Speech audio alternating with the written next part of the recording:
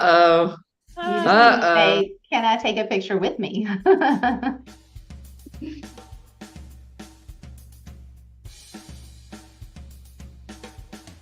Oh, Good uh-oh. morning. Good morning. Grand Rising, as many of our daily huddle family folks are known to say. I am here today on Tuesday with my co-host, Kathryn Sabol, where we talk about communication and relationships. And our topic this morning was inspired by our guest last week. His name is Maxwell Bentley. And so, Kathryn, I want you to take us into the inspiration for our topic today, the question of the day, and get us into the conversation. Yeah. Well, the question is, can you just get over yourself already? And let's see if we can do that. Yeah, and I hope we can share this with Maxwell because it really was inspired by what he shared, which was we were talking all about going on video. He's a video editor and uh, makes movies and films and things. And so we were talking about how uncomfortable it is to videotape ourselves and to watch it back and what gets in our way. And his one takeaway was go do a video of yourself and watch it 3 times. So Tara and I took that on as a challenge. One of us did it. One of us did not. I won't say who. No, I'm just kidding. Tara missed the directive. But we wanted to talk about why is that so difficult? What is it? And can we just not accept ourselves? We talk a lot about the voices in our head and what goes on. And so I did do the video of myself. I've been wanting to, for a little while, I've been talking about how I do woodworking. It's a relatively recent hobby of mine. And, I'd love to take videos. I watch other people's videos all the time. And I think that would be interesting, but there's something blocking me. There's probably several things. Time is one. I know it's not just shoot a video, post it, and it will be great like the ones I watch. But I think the bigger thing is how, what we were talking about last week is that it makes me uncomfortable. I really, don't want to look. What if I look bad? What if people put those negative comments on it? All the what ifs, right? So I did do the video and I watched it back. And we intended to do this so that nobody else would see it. And I will say a couple of things about it. Number one, it's much easier to do if nobody else is going to watch it. So I'm not sure it was actually a fair assessment. And the other thing is I did notice a lot of those thoughts going through my head, the judgments, oh, I look tired. What is my voice doing? And maybe I should hold this up because my face is sagging, all the different things that we think about when we are talking about sort of the negative self-talk in our heads. So, but one of the things that we really do talk about is, wow, it's really confining to feel that way. I mean, if that's what's stopping us from doing certain things, can we not just get over ourselves and just go forward and do it anyway? I don't know. So, I've given this a lot of thought as well, Kathryn. And although I didn't do the video, I think I was thinking about it in a little bit of a broader term. Because I've been thinking about this all week. Like last week, you and I happened to be together at your house during the daily huddle, and we left and we went on a walk. And we just started talking. By the time we got back from the walk, we were all excited about what we were going to talk about this week. And we didn't stop to think about, when we're together, I wasn't walking with you and wondering how I looked or how I sounded. I was just Tara. And I think that's because we built some trust together. Mm-hmm. And when we put ourselves out there to people that don't know us, we have assumptions about what they're going to think because we don't know them and we haven't built that trust. So to me, part of this is about building trust. And what are these assumptions? And I find myself, when I'm not getting over myself, I find myself trying to prove the assumptions that I think are in other people's heads, trying to prove that wrong. That's what I think I'm doing. Instead of being authentically me, being the person I most respect, I'm thinking they probably think that I'm not very smart, or my Southern accent means this, or that I don't know what I'm talking about. So I'm going to try to prove them wrong. And Kathryn, you have seen me screw up doing exactly that, haven't you? Yeah. Yeah. I mean, it's a classic place that we screw up because we can feel it when somebody's not authentic. Mm-hmm. And if the point is to be connecting with somebody or getting through to them or making it look a certain way, we're failing right there. Because once you lose that disconnection of feeling authentic and really feeling with someone, you're not having an impact, or at least the same one you want. And I think I wanted to add one thing to what you said about the trust. I think that is true. And yet I wonder if it's also trust within ourselves, because people are going to say nasty things. They are Mhm. going to say those things. You aren't very smart. Your Southern accent makes you da da da da da, what do you, whatever it is, or you look XYZ. I mean, it's all over the internet. And so what about the trust with ourselves that even though somebody says that about me, it doesn't make it true and it doesn't change who I am and it doesn't need to make my day bad. Right. Right. And, Yeah, I think some of these assumptions that we make, some are just ridiculous and some are true. And so what? I said right. to somebody that I really respect that I didn't feel completely freely myself during my TED talk. And you know what she said? Yeah, she said, I don't think it was your best. I mean, what I was assuming she was thinking, she was. And Yep. so what? Does that make Right. her love me less, care about me less, care about my message less? None of that. That's such a good point because I think you're right when you said you're trying to prove their assumptions wrong. I feel like I'm on this like ladder that can only go up. Like I can only like get better at these things, but in reality, we are all these other things and more. We had a guest several weeks ago who said that. Stare at yourself in the mirror every morning and say, I love you, and you're ridiculous. Because we have faults. Like we are not perfect. We are, maybe I'm trying to think like, maybe my face is sagging and people will see that. Like, or, my eyes look really tired, or I'm not coherent, or I'm not Mhm. organized. What if they see something in the background, that Yeah. like we have to accept all those parts of ourselves, or else we're constantly, like you said, trying to prove them wrong. Um, can we talk about that for a minute? About what people might be thinking when they see us? Sure.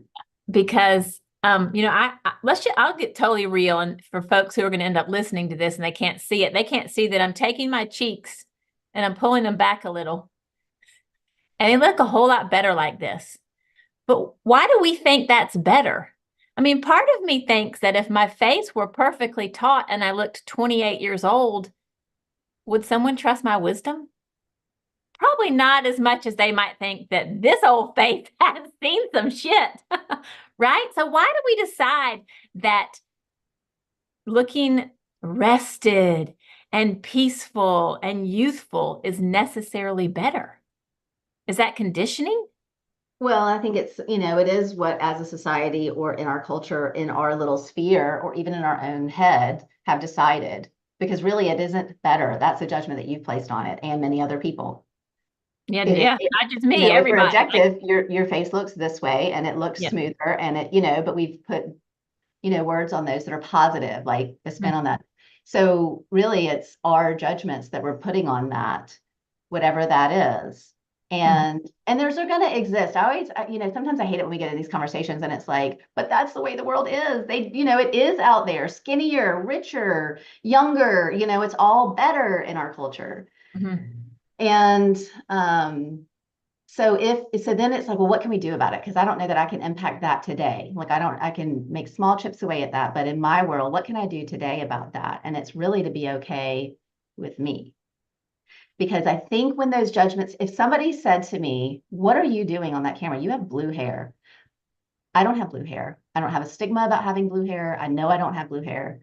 It would be like, that was strange. And I would move on with my day. Right. But if they say, wow, you look a little chubby, ooh, now that's going to get me riled up, right? Like, because I have a place in me that's hitting. Yeah. It's about me, not about them or what they said. It's that Mhm. that place is already in me. That thought has already in my head. So really the work is with us, not so much with what's out there around us. Do you think, though, let's just say that we could present a more flawless version of ourselves to the world? To me, if that was my focus and I put my money into my face and, whatever the case may be, um, to look more flawless, I don't know that I would invite the people that I want to work with and connect with. The folks that truly, um, if that's what they value, maybe they're just not my people. Well, isn't that the funny thing? Right? Yeah. We make Yeah. up in our head that all these things will be better, hot skin, skinnier, richer, younger, whatever. But if we were those things, it isn't who we are. Yeah. So we would be attracting people who we don't really connect with. So it's Mhm. all a really weird thing that goes in on our head. Yeah. And I really like two life experiences for me come to mind when I've done this to myself. And one of them was a great learning lesson. And one of them, I'd like to hear what you think and what others think. And the first one was when I first started in my career. I was calling on high schools, and I would put on suit and heels and fun earrings, and I have the short hair, who I am. But the teachers all wore those, what I call drop waist dresses, like Little House on the Prairie dresses and loafers, and they had little buttons. And so I just made these assumptions that they didn't like me because I wasn't like them. And it definitely messed with my confidence. And as I grew my business and got to know these folks, it turned out to be ridiculous. They didn't like me because I was threatening to take my competitor, their friend, out of the school. But once we got past that, they didn't care what I wore. So that was a really powerful learning lesson. And then I want to take that lesson into just a few years ago. And I don't have the answer to this struggle. And I still struggle with this today. And it's hard to admit, but I'm going to share it with y'all. And I'd love your feedback. About 5 years ago, six, I don't know, it doesn't matter. About 6 years ago, my husband and I moved into a part of Atlanta called East Atlanta Village. It is about 98% African American. And I think this insecurity that I have was exacerbated in this area. We moved there because we love city. We love different cultures. I love brown skin. I love loud people. I love artistic vibes. And I wanted to connect in that area of Atlanta, and I never was able to. I particularly have an insecurity, Kathryn, about African American women. I think they don't like me. And so I'm trying to do what I just said. I'm trying to prove to them that I'm lovable and worthy of their friendship. And I still have the insecurity because I was never able to really make close friends, especially with Black women in East Atlanta Village. And so I'd love to hear your take on that because it saddens me to this day. Yeah. The first thing that comes to me is, well, first of all, I love how you want something and then you'll make a move like that to go get it. Like yours and your open-mindedness to your lifestyle. I just think that's amazing.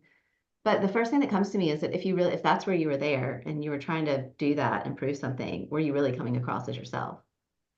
Because like, I mean, I think it's odd that a whole group of people wouldn't like you. That's very, well, first of all, I think you're very lovable, obviously, and so I think that's very odd. So it's like, I don't know. That's the first thing that came to me is like, were you really coming off as yourself? I can't imagine you not being likable. Yeah. I don't know.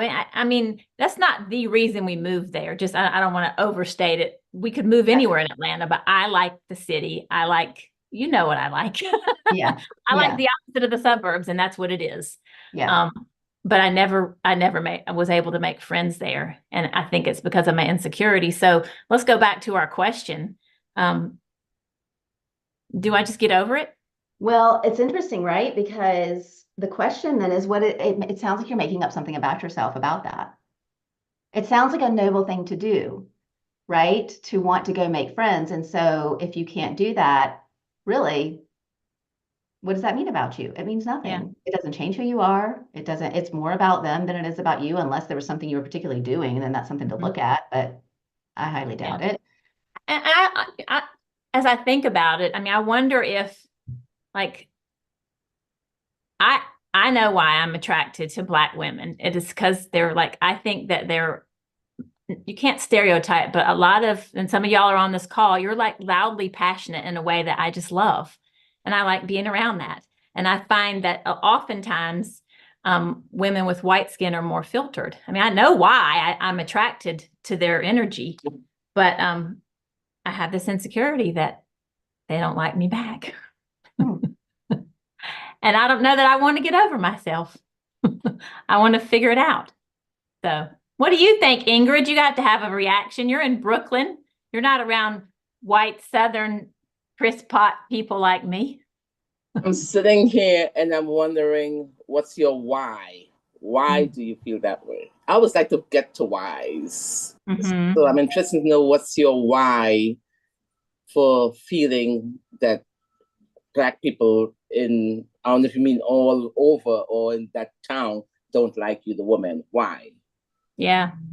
Well, I can answer that actually. I think I had a suspicion sometimes. I didn't feel welcome, but my daughter has a caregiver who flat out told me she is an African American woman, and she said, my friends hate white people. She told me that. And so I think that's probably been in the back of my head. And I don't know how this conversation has gone into race, but I think it's quite relevant actually. It is relevant. Mhm. It's relevant because the caretaker saying that to you, there's a high percentage of Blacks that don't like whites. And that goes back to the 1800s, the slaveries and all that stuff, right? We know that, we're adults here, we know what's this history. Yes. I tell them, you can't blame Peter for Paul and Paul for all. In other words, these people here may not feel the way their ancestors felt. And I, for one, I'm not going to carry a burden. Yes, I know what my ancestors went through, but I'm not going to hate an entire race because of something that happened to my ancestors. It's not fair. We each have our own burden to carry, right? And we are each individuals. And even back then, who knows, maybe your ancestor was one of the ones that was the conductors in the Underground Railroad that tried to help us to get out, you know? So it's all unjustified. It's just like putting everybody, like Kathryn said, you can't say for a whole race, or was it you that said it? But that's what people are doing. And it's just ignorance, if you ask me. Because on the flip side, the Blacks are saying, well, I don't know, white people. I'm like, what did they do to you? You don't even know that lady. You don't even know that man. Like, why? You know? But at the same token, if I'm going through a door and somebody like slams the door in my face and don't hold it, in the back of my mind, I'm like, okay, is he a racist? Did he do that because I'm Black? You know what I'm saying? But I'm not going to go out there and still say I'm not talking to this. And I love connecting with people. I love connecting with people of all races and all ethnicities. And that's why I travel the world and to meet people. And so, yeah, so I wanted to ask you why, to see if he was going to go in that route, because in my mind, that's the route you're going. But then he said what the nanny said to you. And that's basically, so that's your why. Because she planted, like we were talking about, seeds and what you put in your minds and what we enter into our minds and what other people put into our minds, which is a garden, right? And it's whatever seeds you put there, they're going to grow if you fertilize it and water it and take care of it and allow it to blossom. Whether it's a weed or a flower, it's going to grow the same way. So we got to take the weeds out. And so she planted that seed. So I'll tell you now, she's not, well, her friends, say all of her friends. She didn't say all Blacks, but I'm definitely not like that. Like, I hope you can see that from my response here. And yeah, so that's where it's coming from. So it's on this side also, where I've heard people make that comment, and I always stand up and say, but you're wrong. You don't know that person. They haven't done anything to you, and you can't blame them for what happened a few hundred years ago, even though it's not that far away. But still, it's just like if my child does something, I cannot get blamed for what my child did because I am not my child, right? If you go and get baptized, you can't save like your children by you being baptized. They have to baptize for themselves. So everybody have to walk their path. So it's wrong to blame a whole race for what you did or what happened in the past. And that's it. Thank you so much for chiming in. I think what you're really telling me is that my assumptions in some ways are correct, but I don't need to water that thought. I need to look for the Ingrids of the world. Right. And you don't need to try to prove anything to anyone. You know, you just be casually you, and they'll fall in love with who Tara is. Or if they don't, oh, well, they're missing out, right? Damn You're right. not for everybody, because even in my family, I'm not for everybody because I am too blunt, and a lot of them can't take too much of me. So in spirit, with a 10-foot pole high or whatever, because I'm at the age now, I just turned 60. And I'm not keeping anything inside of me. So if I feel a certain way about something, I say it. Either you like it or you don't. Oh, well, life goes on and you get over it at some point. It is what it is. I'm not carrying anything inside of me. Yeah, I feel that. Tara is not for everybody, Black, white, or in between. I I love love that.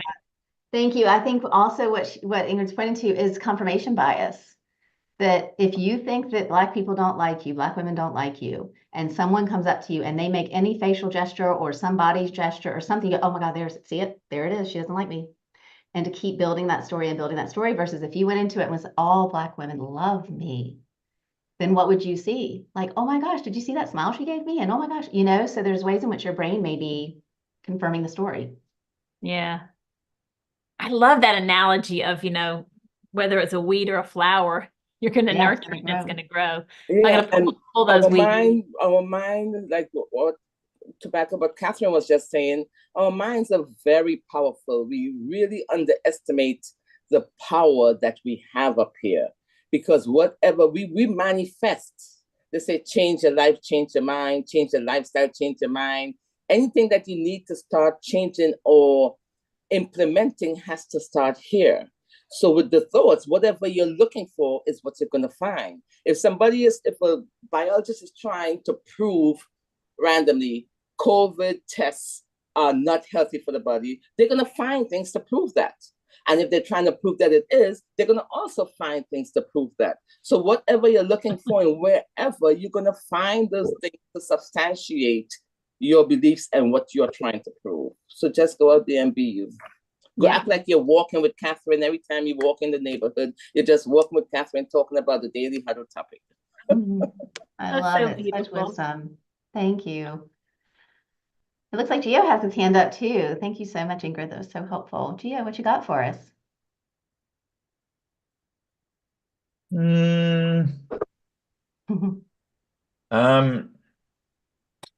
I was I was really looking at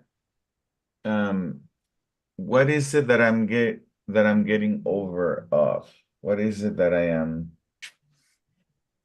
whenever I'm looking at myself in a camera when I don't feel comfortable looking at myself or wherever I am in a kind of circumstances where I would really like to be, it's important to me to be liked and to fit in with a particular group of people. And I think there's this aspect of that I'm thinking out loud. There's this aspect of it is important to fit in. It is important to be liked. It is important to create a connection, rather say. It's important to create good rapport with the people I'm going to be working with, or or I want to create an affinity because they're friends or friends or something like that. And then there is, what is it about me that I don't think that fits in somewhere else? There is that aspect that has been triggered for me in this conversation. And it's kind of leaving me in the opportunity of this inquiry of discovering how to settle a powerful relationship with myself. This kind of relationship that it's not irresponsible for the way I land on another.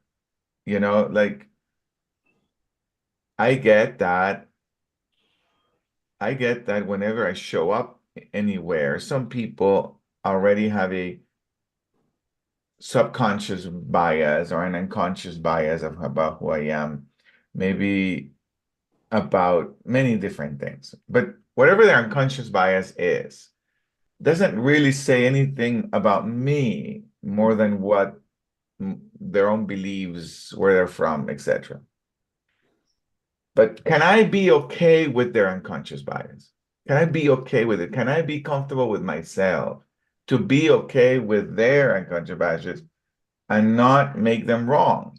And not make them wrong for that? Can I be okay that a particular group of people don't like me for whatever reason? Can I be okay with that and not make them wrong, but rather try to influence if I want to? So you're taking it whatever to the it next is. level. It's not so much that it bothers you because you start to have those same thoughts or you think that. You just see that they have those thoughts, don't particularly agree with them. You don't take them on for your own, but you don't agree with them. Yeah, can I be okay with myself in such a way that whatever people have going on based on their beliefs, unconscious biases or conscious biases, Mhm. can I be okay with however they are? Hmm. Because I am okay with however I am. Well, let me Because I ask you am a okay question. with that. What's that? Let me ask you a question. Can you? That's the question I am in. Yeah. That's I'm the curious. inquiry I'm in. Yeah. But I guess I What do wonder I like? how you relate to that now. Do you? I mean, do you find, I mean, politics is an easy place, right? We're in an election year. You see somebody who has a very opposite polar opinion of yours. Like, how do you react to that, relate to that now? Is it uncomfortable? You want to walk away from it? Or you're like, actually, that's cool. You can have that opinion. I'm good. I find myself really comfortable in conversations around politics in many ways. And the only one where I get shy about is that I find that mm, people are not comfortable. Hmm. And I am really comfortable people having a radical different point of view than mine about where I settle politically. I'm really comfortable. I'm curious. I want to know, but I am not shy about saying how radically I think differently. And so, okay, so that's a different aspect. But where I was gonna go kind of to settle this something for myself was this conversation is creating for me a journey, an inward journey to look at where do I need to have a conversation with myself or the kind of reflection where I can be in a place with myself that however I am works for me.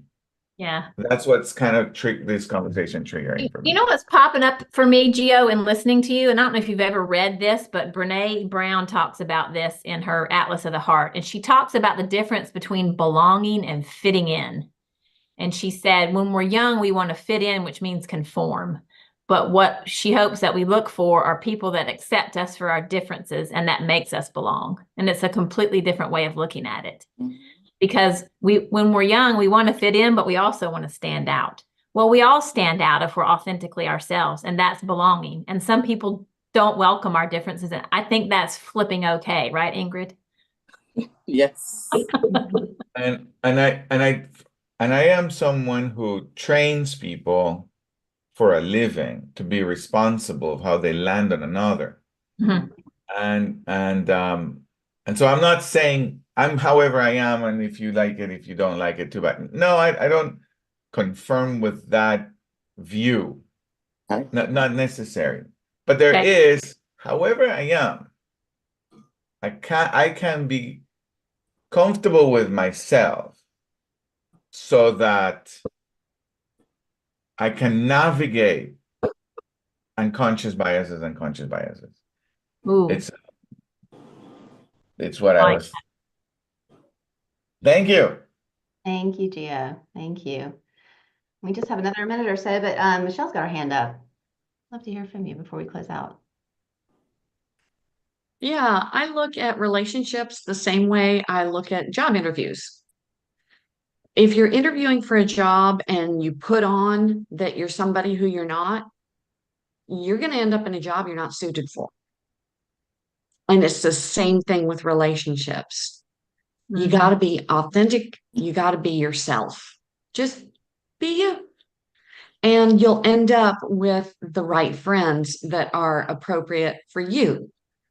You're not going to end up with people that you're constantly having to watch your P's and Q's and, oh, do I fit in? You're not trying to conform to your point, Tara. You're not trying to become like them or live up to their standards. You can be comfortable just being you if you have found your cohort, if you have found your belonging. Wow. That was it. Thank you, And Michelle. as far as being on camera, I've got a YouTube channel, Kathryn. And if you find the people who are interested in your topic, you won't find criticism of you on your videos. I That's a great point. That's a great point. Just listen to us. Thank you. And it's interesting because it feels like we've come full circle to confidence. Really, that's what keeps coming in my head, is to do all of these things that everyone is talking about. It's really about how do you build your inner confidence. So maybe a topic for another day, Tara. Oh, yeah. All right. Any last words, Tara, before we close out? I'm going to take us through our 7 tenets.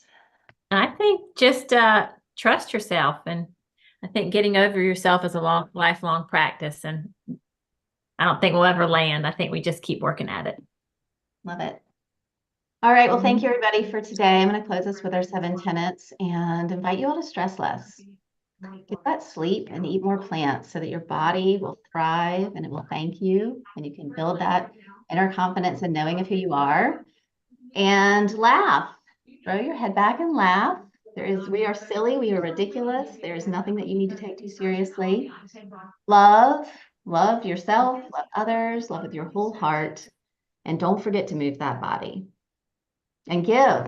Don't forget to give. Did I forget that one? We can't forget to give. And move that body. We'll see y'all next time. Thank you, everybody. Thank you. Thanks, everybody. See you next time. Have a good day.